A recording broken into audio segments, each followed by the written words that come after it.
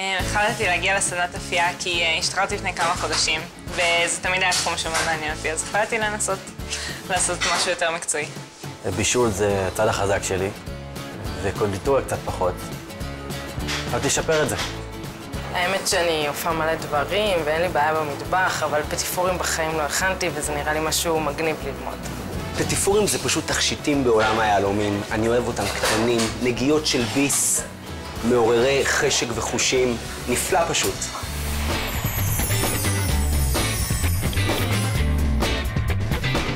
פטיפורים, מאפים, קטנים וחמודים, אפשר פשוט לעשות אותם מקסימים. אופן ההכנה מאוד מאוד פשוט, פשוט צריך לדעת לגשת ולהבין את הטכניקה. חברים, אתם איתי? כולם איתי? סבבה. יש לנו פה את חומרי הגלם לבצק רווח, 250 סמ"ק שמן, 500 סמ"ק מים, עד 10 ביצים, והדגש הוא עד, כי יכול להיות שנצטרך פחות, 380 גרם קמח, 2 כפיות תמצית וניל, מעט גרידת לימון, קורט מלח ומעט סוכר. הקטע שאנחנו צריכים תמיד לחשוב איזה פטיפורים אנחנו הולכים לעשות, אם זה יהיה פטיפורים מתוקים, פטיפורים מלוחים, בהתאם לזה אנחנו נשים את הסוכר והמלח, וכמובן זאת תהיה התוצאה. בואו ניגש לעבודה, חברים. מה שאני מבקש ממך עכשיו, אחרי שאני אוסיף את המים, זה להוסיף גם את השמן. בבקשה, תוסיפי את השמן. נוסיף את כל הטעמים, וחשוב מאוד שכל הנוזל הזה ירתח. בבקשה, תוסיפי. מאחר ואם הנוזל הזה לא ירתח, בעצם לא השגנו שום מטרה. ברגע שהנוזל הזה רותח, אנחנו מוסיפים בבת אחת את הקמח, ובעצם יוצרים סוג של רוויחה. ברגע שיוצרים את הרוויחה, יש לנו מיקסר. אתם יודעים לעבוד עם המיקסר? זה משתנה ממיקסר למיקסר בעצם. משתנה ממיקסר למיקסר. אז בבקשה, בואו נעשה ביחד את העבודה. יש לנו את הוו גיטרה, אנחנו פשוט לוקחים את הוו גיטרה. מה משתמש וו גיטרה, אורן? וו גיטרה בעצם משמש להחדרת אוויר, תוך כדי ערבול. אנחנו בדרך כלל עושים איתו מסות שומניות. כשאנחנו אומרים מסות שומניות, אנחנו מדברים על שומן מוקצף עם סוכר, יוצרים אמולסיה. יאללה, לסיר, מה אתם עומדים שם? בואו לפה. שימו לב, חברים, אנחנו חייבים לדאוג שזה ירתח וזה ירתח. צריך קצת סבלנות. וואו, הנוזל הזה רותח, ואיזה ריח של לימון. יש פה רק אחת עם אדום, ואני לא אוהב אדום, אבל אני אוהב אותך, אז בואי לפה. בבקשה, יש לך פה את הנוזל הרותח, יש לך את כל הקמח, אל תפחדי, תשפכי הכל פנימה, באת ללמוד קונדיטוריה. לא, אנחנו תמיד נשפוך את הכל לתוך הסיר, ולא על הקיריים, אבל זה בסדר, זה חלק מהעניין. ואנחנו צריכים לפחוש טיק-טק את כל הסיפור הזה, בצורת עטיפה, זאת אומרת מסביב. למה? כדי שהכל יהיה אחיד והומוגני. זה שאני טיפה מבשל אותו על הגז או על האש, זה פשוט כדי לייבש לו את הנוזלים. מה אתם אומרים על זה? נראה חתיך. יפה, חתיך זה טוב. קובי, בבקשה, שים את זה פה, בתוך המיקסר, אל תפחד. תעצור, לא מוכן שזה יהיה ככה. אתה לוקח את המיקסר לפה, זורק את הבצק פנימה, עבודה הרבה יותר נוחה, הרבה יותר מעניינת. זה בא לפה, בוא תעביר את זה לפה. עכשיו תקשיב, הוקוס פוקוס, יש לך פה צ'ופצ'יק, הורדת אותו למעלה, זה עומד. מה זה שיטת השפיץ? מישהו שמע על זה פעם? לא, אבל נשמע מעניין. שימו לב, שיטת השפיץ אומרת שברגע שאני ארים את הוו לישה כלפי מעלה, אנחנו נראה שפיץ של בצק, הבצק הזה מוכן. ואז כל מה שנותר לנו זה להתחיל לזלף את הפטיפורים. יפה, אוהבים פטיפורים? שימו לב, נוסיף את הביצים למד ליטר, זה בסדר, תראו איזה יופי של נוזל. חייבים לעבוד מדויק. אנחנו אמנם בקונדיטוריה, וקונדיטוריה זה לגמרי עליזה בארץ הפלאות. יפה, ועליזה בארץ הפלאות אומרת, רוצו עם זה, אבל קחו בחשבון שכשאנחנו מדברים על בצקים, אנחנו רוצים בצקים טובים שעובדים נכון באפייה. אתה, אדוני, לוקח עכשיו את המד ליטר הזה, מתחיל להוסיף את הביצים בהדרגה. אתה אוהב בשל, לא? ועוד. טוב, לאט, למה? אתה רוצה שזה יספק. הבצק סופג אליו את הביצים, בואי לפה לידינו, תראי מה קורה פה. הביצים האלה יספקו בתוך הבצק. סלולי, תמשיך. בשלב מסוים אתם תראו שהבצק כבר קיבל את הביצים. טיק, הנה הביצים נכנסות לתוך הבצק, תראו איזה יופי. בינתיים אנחנו לא נעמוד סתם, אנחנו בסופו של דבר הולכים לקחת את הבצק הזה ולזלף אותו. אז יש לנו פה שק זילוף, שאני מדגים לכם כרגע את העבודה עם שק זילוף. מה שאני בעצם בא ואומר, זה שאנחנו עובדים היום עם פטיפורים. אנחנו עובדים עם צנטרים. צנתרים, יש לנו צנתר משונן ויש לנו צנתר חלק. עכשיו, הפונקציה של החור של השק זילוף תהיה בהתאם לפונקציה של הצנתר שאיתו נעבוד. אני אעשה דוגמה איך אני עכשיו לוקח צנתר ושם אותו בתוך השק זילוף. אתם אחר כך תעשו את אותו דבר כשאתם תזלפו, ואני רוצה לראות עבודה נקייה ויפה. יש לנו פה בעצם בצק מוכן, ועכשיו בעצם מה שאנחנו עושים, שיטת השפיץ. עכשיו בעצם אני אבקש מכם להראות לי איך אתם מרימים את הבצק הזה מתוך הדוד של המיקסר, ומרים לי שפיץ מאוד מאוד מאוד ברור, ומה שאומר שהבצק מוכן. בבקשה. אני אעשה, אתה לוקח את ה... וואו. בעצם זה מה שאומר השפיץ. תראו את השפיץ הזה, תראו, תסתכלו. זה השפיץ שאני צריך. השפיץ הזה אומר שהבצק אין בו יותר מדי נוזלים ואין בו פחות מדי נוזלים.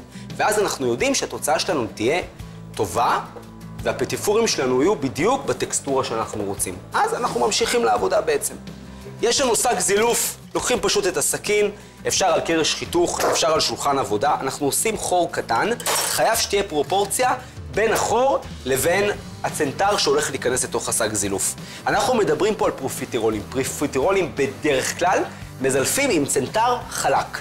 לכן אני לוקח את השק זילוף, שימו לב מה אני עושה, מרים אותו על היד ומכניס את הצנתר כלפי מטה. הצנתר הזה זה בדיוק מה שאני רוצה, ואני אסביר לכם למה. הבצק באופן כללי הוא בצק מאוד מאוד כבד, והשק זילוף והצנתר מאוד מאוד עדינים.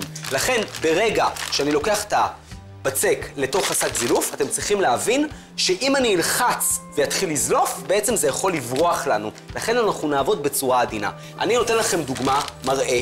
הבצק הזה מספיק לכולנו, אנחנו בעצם עושים עכשיו את הסדנה של הפטיפורים, וכל אחד מכם יראה היום כמה הוא יצירתי. מי חושב שהוא פה יצירתי? אני. זה ברור כאילו שאת יצירתית. בכוונה לא שמתי הרבה, שמתי קצת.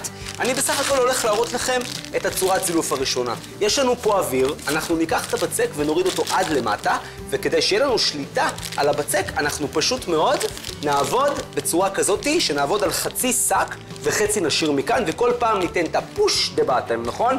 יופי. בכוונה אני מראה את העבודה על השולחן, כי כשניקח את הקלף, נוכל להרים את המסה בקלות ולזרוק אותה למיקסר, ואנחנו פה בשביל ללמוד, אין לנו פה שום מטרה אחרת.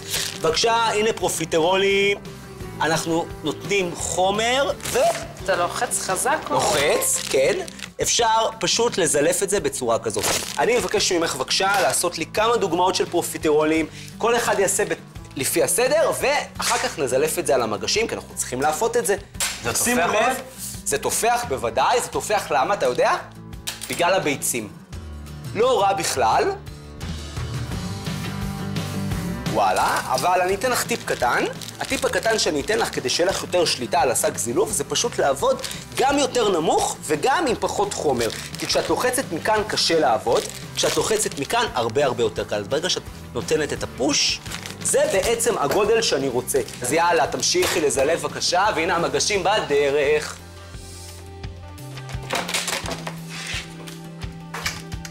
וואלה, יפה מאוד. אנחנו נעבור אחר כך לג'וניור. יפה לירון, כבוד גדול. מלמטה. אוקיי, זה יותר רוזטה, אבל גם בסדר. זה בסדר. תנועה, תנועה. וואלה, תמיד מצטיין, כל הכבוד. עוד, יש לך עוד 4 לה. יפה. אתם רואים איך הוא עובד? הוא מנסה לזלף פרופיטרולים, ויוצאים לו פרופיטרולים מעניין. בסגנון של קובי, זה בסדר. בואו נראה לך עוד פעם, זה חשוב שאנחנו בסך הכל נבין את השיטה. השיטה היא בעצם אומרת, שימו לב, שליטה. כשיש לנו שליטה, הכל הרבה יותר קל. שליטה אומרת לקחת את החומר, לתת טיפה פרס, ותמר, יאללה. הנה את, שחקי אותה. יאללה. כל זה ירד אחרי זה לתוך הקערה של המיקסר, אנחנו עוברים למגשים, כי אתם מקצוענים. יאללה. יפה מאוד, יפה תמר. אוקיי. המשותף לכולכם, כולכם עשיתם עבודה יפה, מחיאות כפיים, רק לא לשכוח דבר אחד. לעבוד נכון. לעבוד נכון, שימו לב, כי אנחנו עכשיו מגיעים לדבר האמיתי, אנחנו הולכים במגש הזה לזלוף פרופיטרולים. ואנחנו גם צריכים עוד לבשל קרם, ואין לנו הרבה זמן, צריכים לעבוד. שימו לב, לוקחים את כל החומר הזה, זורקים אותו לתוך המיקסר, אוקיי? ואנחנו עוברים למגש. עכשיו, כשעובדים עם מגש, תמיד כדאי לעבוד מהחצי התחתון כלפיי, ואז לזלף, להפוך את המגש אפייה, והחצי השני כלפי מטה. זה מאוד מאוד מקצועי, מאוד מאוד טוב. שימו לב, אני אעשה עכשיו את שלי. אז אני אעשה כמה פרופיטרולים יפים. אתם רואים איך אני עובד?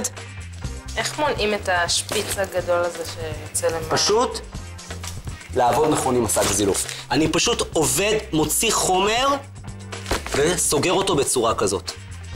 אוקיי? עכשיו אנחנו נמשיך את הזילופים שלכם. אני עשיתי איזה 15 יפות שנוכל להתרשם מהם. עכשיו לירון תעבדי.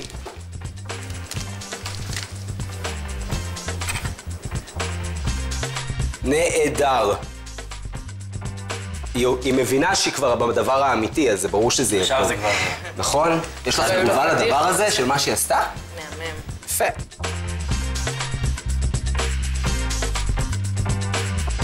אם בבית הם לא יוצאים לי בגודל אחיד, מה אני בעצם עושה? פשוט צריכה להתאמן על זילוף. קובי יפה, עבודה יפה. בעצם אין תחליף ביתי לשקית זילוף. מי שרוצה לעבוד כמו שצריך, כדאי שהוא יקנה אחת. כן, שתהיה לו. בהחלט.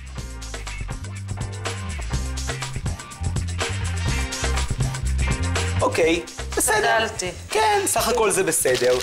עכשיו, הצורה הבאה שאנחנו נעבור, עשינו פרופיטרולים, עכשיו אנחנו נעשה אקלרים. אקלרים, צורה שבעצם מדברת על דבר כזה. רואים? אני מושך את זה אחורה, כי אני רוצה את האקלר כמה שאפשר למעלה, חלק. אני לא רוצה סוג של כל מיני דברים שאנחנו לא מבינים מה הם. אנחנו רוצים מוצר שאנחנו נקשט אותו ויראה חלק ומלא בפנים בקרם. אתם חושבים שאתם יכולים לזלף? ברור. אפשר לנסות. אתם חושבים? יאללה, בואו נתחיל עם תמר הפעם.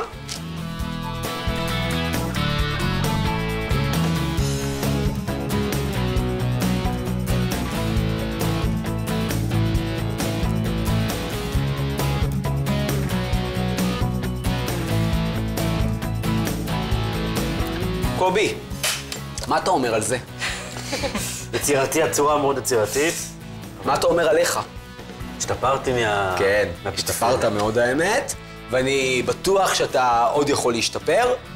חבר'ה, לא לשכוח שאנחנו בעצם היום עושים 3 מתכונים על מתכון אחד בסיסי. המתכון הראשון, בצק רבוך. אקלרים, פרופיטרולים, ועכשיו אנחנו עוברים לפריז ברס. פריז ברס, חישוקים של בצק רבוך, פרופיטרולים קטנים, שאתם עכשיו תלמדו אותי איך אנחנו עושים את זה. אתם תלמדו אותי מא' עד ת', איך אתם מכניסים את הצנטר, איך אתם מכניסים את הבצק רבוך, ואני אלמד אתכם לזלף ואתם תרוצו על זה. בבקשה. בבקשה, קובי. טוב, אני מתחיל. לא לשכוח חור קטן. כן. אז בוא נגיד לא, וואי. אם אתה תחתוך את זה פה... קצת דריפולי? מה? אנחנו מדברים על... בקטנה. ברית קטנה. רואה? יאללה, נכניס. זל טוב. קח את המיקסר ושחק אותה. אני רוצה שתביאו לי סג זילוף מלא עם בצק רבוך עד גובה כזה, לא יותר מדי. אתה מכניס את זה עד למטה, אוקיי? ואני אלמד אתכם את הצורה. מישהו יכול להזכיר לי למה אנחנו נמלא לא הרבה בצק רבוך בסג זילוף? שיהיה לנו יותר שיהיה לנו יותר קל לעבוד. איתו. בדיוק. למדתם משהו? זה חשוב. הופה. אוקיי, לאט לאט. אוקיי. יופי. אגב, אני אתן טיפ קטן לכל מי שרואה את התוכנית, ובעצם אנחנו מדברים על הפרופיטרולים האלה. אם ניקח את הפרופיטרולים האלה ונטגן אותם בשמן עמוק, יהיה לנו כאלה צ'ורוס קטנות, שאנחנו בעצם כמו ספינג', נכון, דומה, שמגלגלים את זה בסוכר ודבש, וזה מעדן. עכשיו אפשר להראות לכם? יאללה חברים, פריז ברס מדבר על גלגל מתקופת הטור דה פרנס שהיא עד היום, שבעצם הגלגלי אופניים האלה שהיום מתגלגלים ברחובות, זה הסיפור של הדבר הזה. יאללה, תמר, בבקשה, 5. להשתדל שזה יראה כמה שיותר עיגול. מה, תפרגנו לה? כל הכבוד. מהמם. תמר, מדהים. יפה. שאפו. להזדרז. 1. חבר'ה, עשיתם פה עבודה מדהימה. יש לנו פה מגש מוכן עם 3 הצורות היפות שעשינו. אני חושב שלמדנו קצת על קצה המזלג איך מזלפים, מה שנשאר לנו זה אפייה. אנחנו מכניסים את המגש הזה לאפייה בתנור שלנו, שכבר הוא חומה מראש. חשוב מאוד להכניס פרופיטרולים או כל בצק אחר לתנור שחומה מראש. התנור נמצא על 180 מעלות, נאפה את זה בסביבות רבע שעה, כי הם קטנים, אולי אפילו פחות. חום אפייה תמיד הוא לא כלל. תמיד יש גם יוצא מן הכלל, אנחנו צריכים תמיד להתייחס למה אנחנו מקבלים. אנחנו רוצים פה מוצר שיתפח בגלל הביצים, ויותר מאוחר אנחנו ניגש לדבר העמידי, שזה המיליות.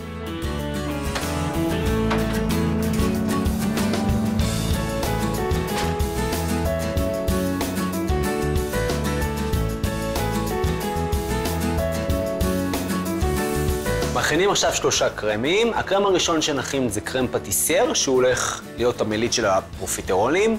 הקרם השני יהיה קרם רוקוקו, שזה קרם מבושל שאנחנו נמלא בו את האקלרים, והקרם האחרון, קרם שנטילי, שזה שמנת מוקצפת עם אבקת סוכר, שבמקרה הזה אנחנו נוסיף לו מעט טעם של קפה, ואיתו נמלא את הפריז ברס. אנחנו בעצם מדברים על קרם וניל, שנקרא בשפה המקצועית קרם פטיסייר. קרם פטיסייר, כמו שאמרנו, הוא קרם קלאסי, אנחנו מרכיבים אותו מחצי ליטר חלב, 125 גרם סוכר, חצי מקל וניל בדרך כלל שמים על כמות של חצי ליטר חלב.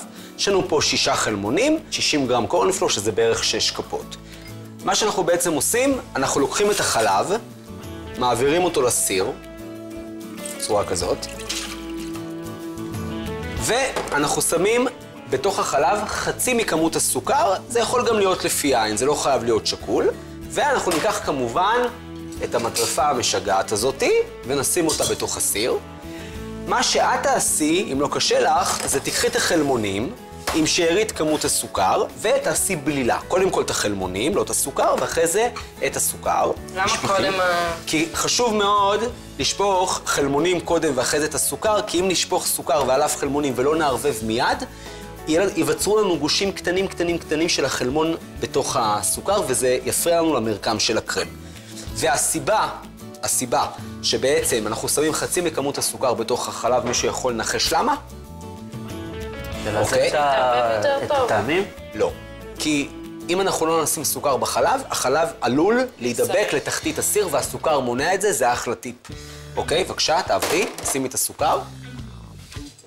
עם הטרפה או עם לירון, לא, עם הטרפה בבקשה, לבלילה חלקה. מצוין. עכשיו אנחנו לוקחים את המקל וניל, חותכים אותו באמצע. יש 2 אפשרויות.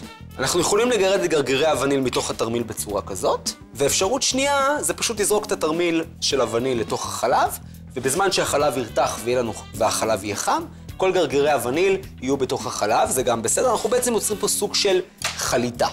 חליטה של וניל בתוך החלב. אוקיי, עכשיו, מה שנשאר לנו עוד לעשות, זה בעצם לקחת את הקורנפלור ולדאוג שיהיה לנו בלילה חלקה. שימו לב, בצורה כזאת.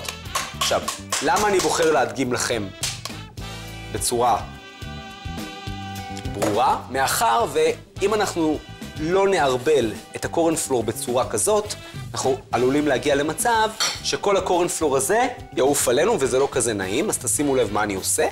אני מערבל את הקורנפלור בתוך החלמונים, וחשוב מאוד להקפיד על 2 דברים בקרם הזה. הדבר הראשון, רתיחה מוחלטת של החלב בסיר. אם החלב לא ירתח בסיר, לא יהיה לנו קשירה טובה של העמילנים שנמצאים לנו כאן, שהעמילנים זה בעצם הקורנפלור, אוקיי? ברגע שהבלילה פה חלקה, ואין לנו גושים של החלמונים בסוכר, זה הנקודה שבה אני לוקח את החלב הרותח, שופך מעט לתוך תערובת החלמונים, זה נקרא השוואת טמפרטורה. עכשיו שתמיד יוצא לי חביתה מזה. אוקיי, חביתה. אתה יודע למה?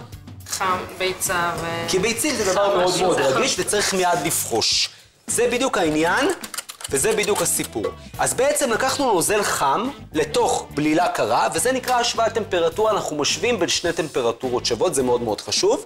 עכשיו ניקח את כל שאר החלב, נוסיף פנימה, אין לנו שום בעיה, ומה שנעשה, נעביר את כל הבלילה הנחמדה הזאת לתוך הסיר, בצורה כזאת, תראו איזה יופי של נוזל, אמיתי וכיפי.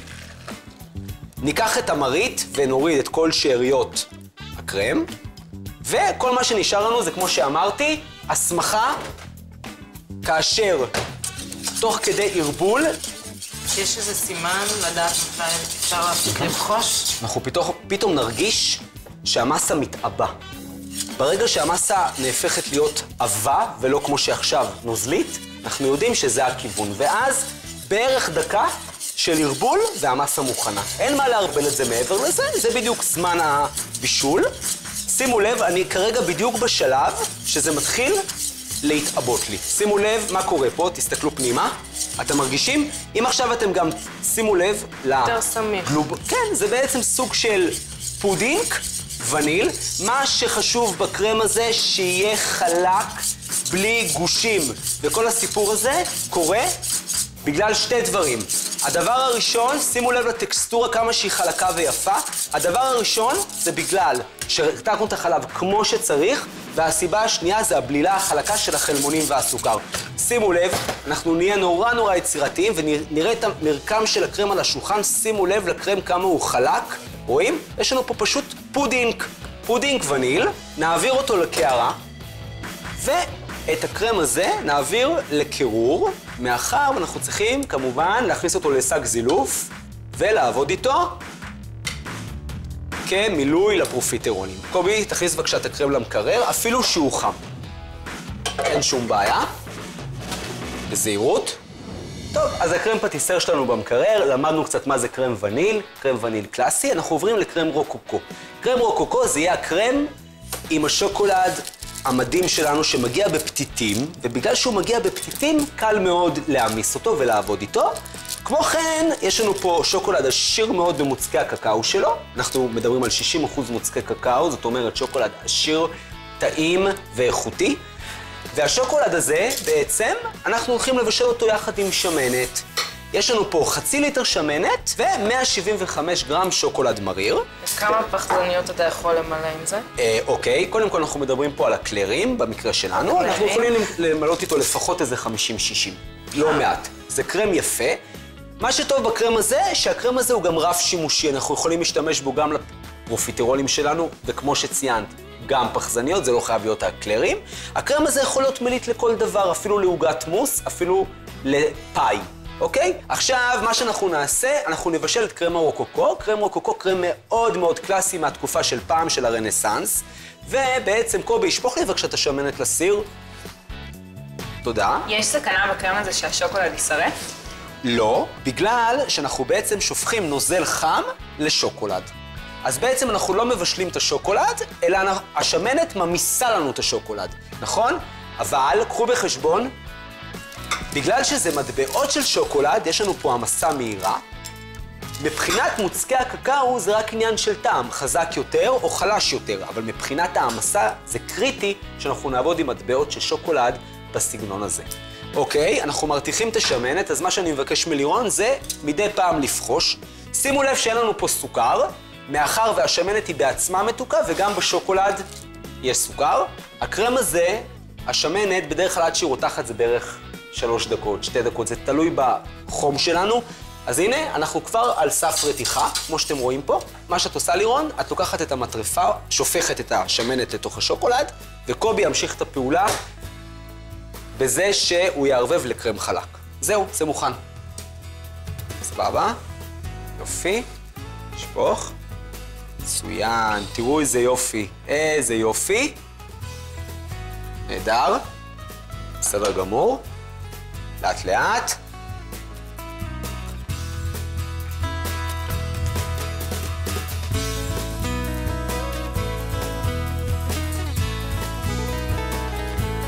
אוקיי, אני אעזור לך. אוקיי. פשוט נעשה את זה יותר מהר. שימו לב את הצבעים, איך השוקולד צובע את השמנת, לאט לאט לצבע יותר כהה. סבבה, אנחנו יודעים עכשיו שזה חלק. זה השלב שאנחנו נכניס אותו למקרר לפחות ל-24 שעות. והכינותי לכם מראש קרם מוכן להקצפה, שעמד את הזמן שאנחנו צריכים שהוא יעמוד בערך יום. מה שאנחנו בעצם עושים, אנחנו לוקחים את הקרם הזה, מעבירים אותו למיקסר. אולי תטעמי. אני חייבת. לא, את חייבת. וואלה. טעים.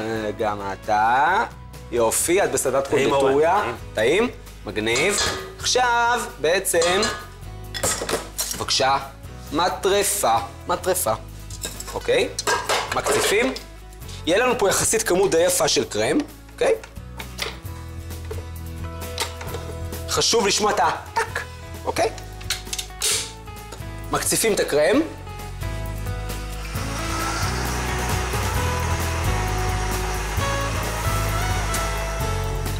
חבר'ה, הקרם מוכן. חשוב מאוד להקפיד לא להקציף את זה יותר מדי. למה? השוקולד מאוד מאוד כבד, וברגע שהשוקולד יוקצף יותר מדי, הוא פשוט ישבור במרכאות את המסה, והמסה, הקרם הזה, יהיה שבור ולא יהיה יפה להקצפה. זה משהו שצריך להקפיד עליו בצורה מאוד מאוד חזקה. עכשיו אנחנו נוריד את כל הקרם מהמטרפה, ונעביר את הקרם לקערה קטנה. שימו לב שהקרם, אני מתייחס אליו נורא בעדינות, אוקיי? כי אני רוצה אותו במרקם חלק, תראו איזה יופי. והמרחק בין קרם חלק לבין קרם שהוא לא חלק, הוא מרחק מאוד מאוד דק. בינתיים, עד שאנחנו נזלוף את הקלרים שלנו עם הקרם, אנחנו נכניס את זה למקרר כדי שהוא לא יימס לנו פה.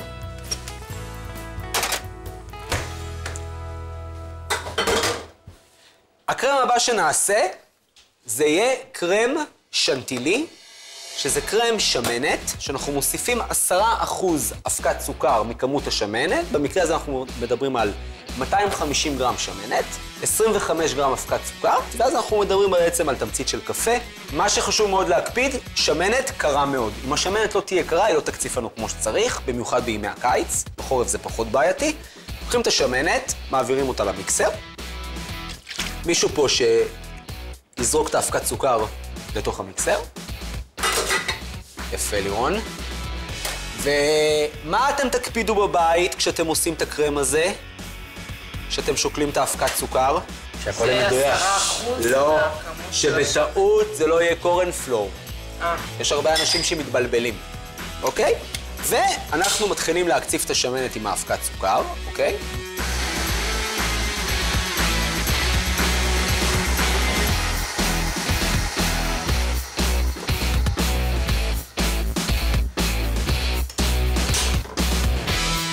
השמנת עוד לא מוקצפת לטקסטורה שאני צריך, אבל אני כן צריך להוסיף לה טעמים. אז זה הזמן שאני אקח טיפה מהשמנת, אני אערבב אותה עם הטעמים של הקפה. רואים? אני עושה מין סוג של... משחה. יש לי פה משחה. למה זה דומה? שוקולד. בדיוק, זה דומה פשוט לשוקולד מומס, אבל זה קפה. מה את אומרת על הריח? היי, משהו. אוקיי, הנה, יש לנו פה את התמצית. ואני בעצם נמצא בשלב שאני בשלושת רבעי הקצפה, ועכשיו כבר אני אקבל את הטעם של הקפה בתוך הקרם. למה לא להוסיף את הקפה מההתחלה? בעיקרון אפשר, זה סתם עניין של הרגלי עבודה. אין שום בעיה להוסיף את התמצית קפה מההתחלה, אין שום בעיה. אנחנו נמשיך את ההקצפה ממש עוד כמה סיבובים קטנים, עד שנגיע למצב שהשמנת מתחילה להתחבר ולהיות יציבה.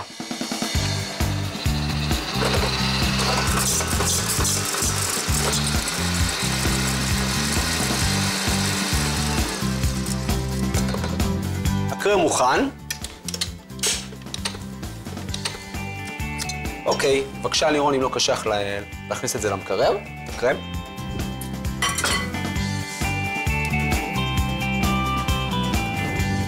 שלושת הקרמים שלנו מוכנים, אנחנו בעצם מאורגנים עם המליות, אנחנו עכשיו צריכים להוציא את הפרופיטרולים שלנו, להניח אותם על שולחן העבודה.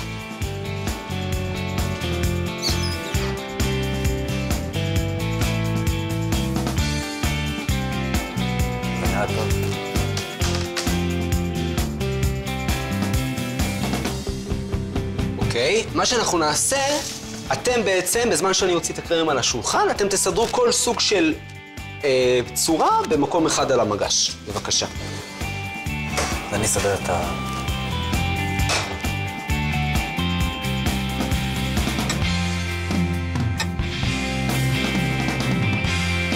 יש לנו ככה, יש לנו את הקרם רוקוקו מוכן, יש לנו את הקרם שנטילי מוכן, הקרם פטיסר גם מוכן, אבל קשה קצת יהיה לזלף אותו, בגלל שיש פה את החיבור של הקורן פלור, ואז זה טקסטורה קצת קשה.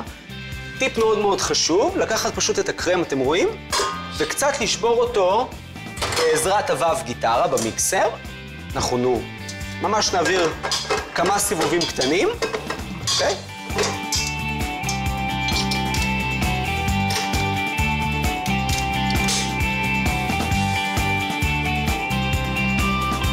חשוב שזה יהיה על מהירות גבוהה.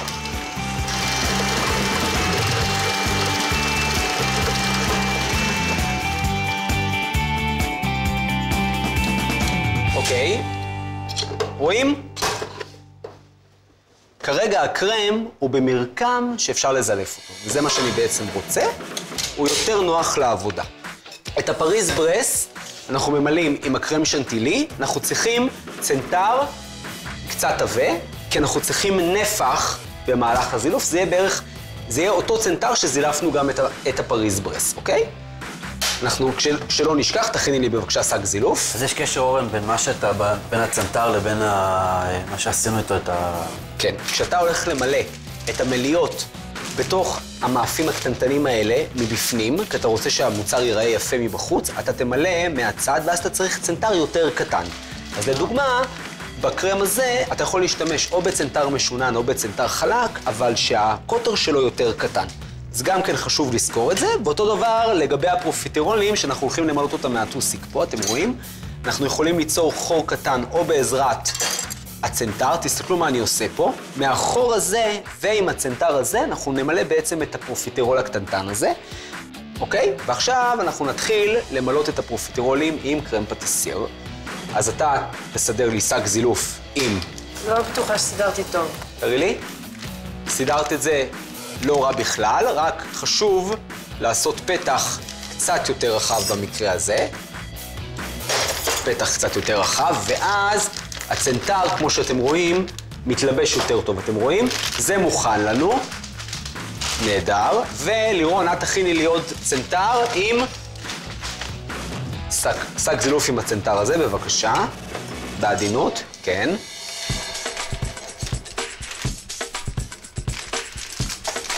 מצוין. יופי. עבדתי לעבוד עם שק זילוף. נהדר. זה שעבדת לעבוד עם שק זילוף זה כבר טוב. עכשיו אני אתן לכם דוגמה לכל מוצר שנעשה, ואתם אחר כך תעשו את זה לבד.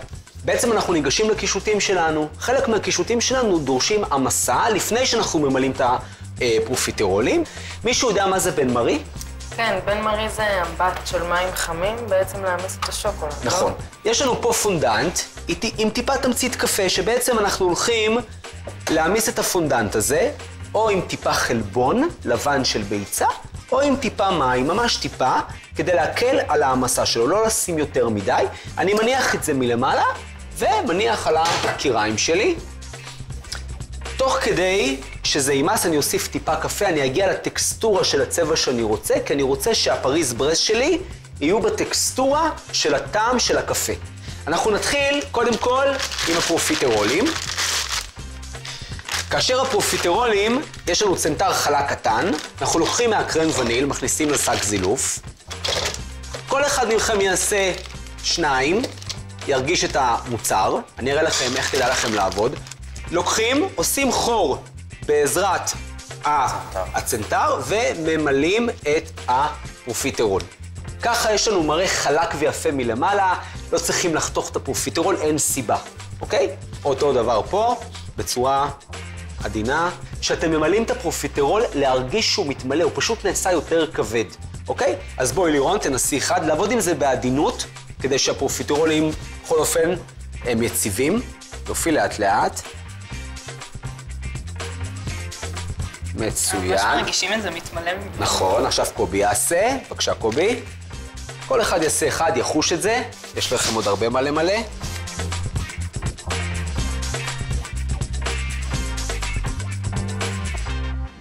אז יש לנו פרופיטרולים ממולאים, ממש ממש מעולה, ואנחנו עוברים כרגע לאקלרים. האקלרים שלנו, יש לנו מרית, אנחנו נעביר את כל הקרם שנשאר לכאן, ניקח את השק זילוף השני שלנו, נמלא, שימו לב, זה הקרם רוקוקו שטעמתם אותו קודם נוזלי, עכשיו אתם יכולים לראות את הטקסטורה שלו, שהיא טקסטורה קרמית, אבל חלקה ויפה. הנה הקרם שוקולד, מגיעים, אפשר מהצד, פשוט בצורה כזאת, מין קדיחה כזאת, ממלאים את הקרם, אוקיי? עוד אפשרות שאפשר לעשות, אפשר לפתוח בעזרת סכין, כמובן לא על הנייר אפייה, בצורה כזאת, ואז פשוט מאוד אנחנו זולפים את הקרם, רואים? בצורה כזאת. תראו איזה יופי של קרם, איזה יופי של קרם, איזה יופי של פטיפור קטן וחמוד, אתם רואים? ואז אפשר להניח אותו בצורה כזאת, זה גם צורה יפה ונחמדה. מאוד. מה אתה אומר? מעולה. יפה. קרם שנטילי, קרם קפה, אנחנו נעביר אותו לתוך השק זילוף, אוקיי? לא צריך יותר מדי, נעבוד איתו בפולסים קטנים. הנה הקרם. ופשוט זולפים אותו בצורה כזאת. רואים? תראו איזה יופי של... איזה טקסטורה. איזה פרופיטרול מקסים. מעליו יש לנו את המכסה, אוקיי? בבקשה לירון, אני אפתח ואת תמלאי. תראו איזה יופי, הסכין הזאת עושה לנו את העבודה.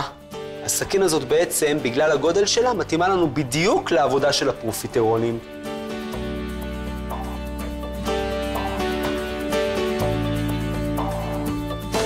יפה מאוד, יפה מאוד מאוד. ניקח את הפרופיטרול, הנה, ונניח אותו פה. בבקשה. עכשיו קובי יזלף איזה 1, 2.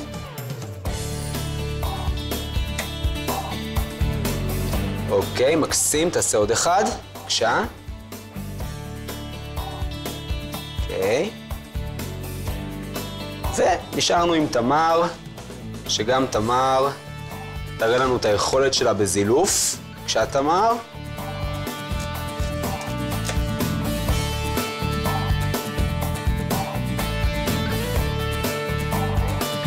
עכשיו נשאר לנו לשים אבקת סוכר על כל הפרופיטרולים שלנו, משהו כזה, נחמד.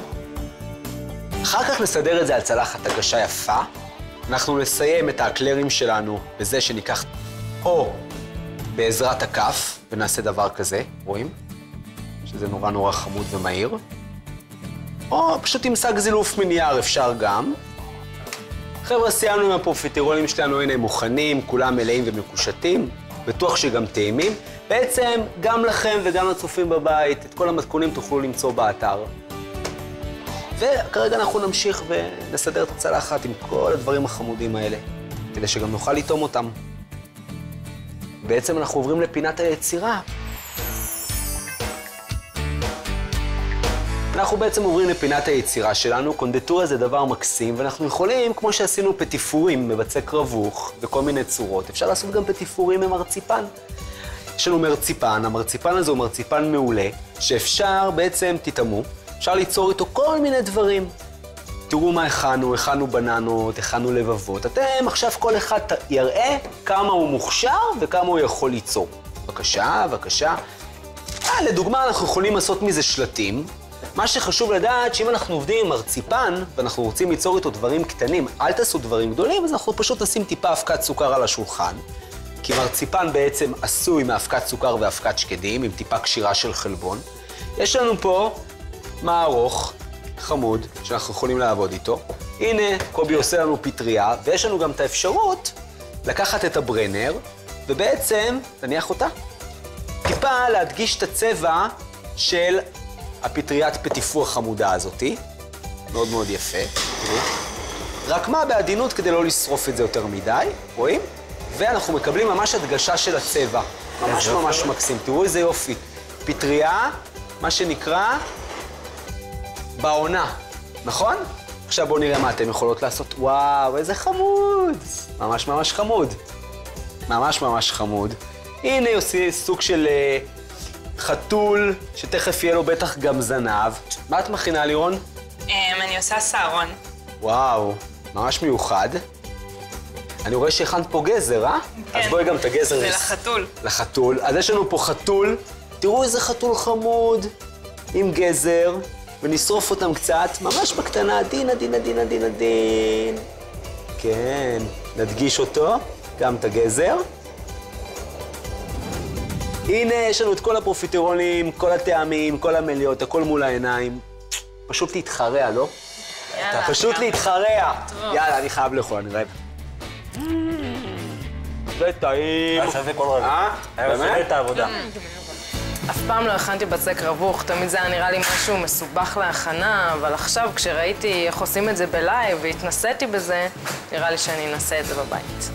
למדתי המון דברים, בעיקר על הקרמים ועל טכניקות של בישול והכנה והקצפה. גם הבצק רווח היה מאוד מעניין. אין לי ספק שזה התחלה של משהו טוב. אני תמיד שמח לראות את הפרצופים המופתעים של התלמידים, שפתאום דברים שנראו כל כך מסובכים נהפכים להיות כל כך קלים. זה רק עניין של טכניקה, והמבט המחייך של הסוף אומר הכל. אריבדרצ'י. מה את אומרת? אז נשמין, לא נורא. רק היום. מה אם זה? לא מגיע לו תשומת לב? הלו. הגיע. תלביס. וואי. איך השמנת? זה הכי נעים. טוב. יאללה. טעים לכם? מה הסדנה הבאה? פיצה. חשבתי להגיד גם. פיצה. פיצה, כן. יופ. שוקולדי.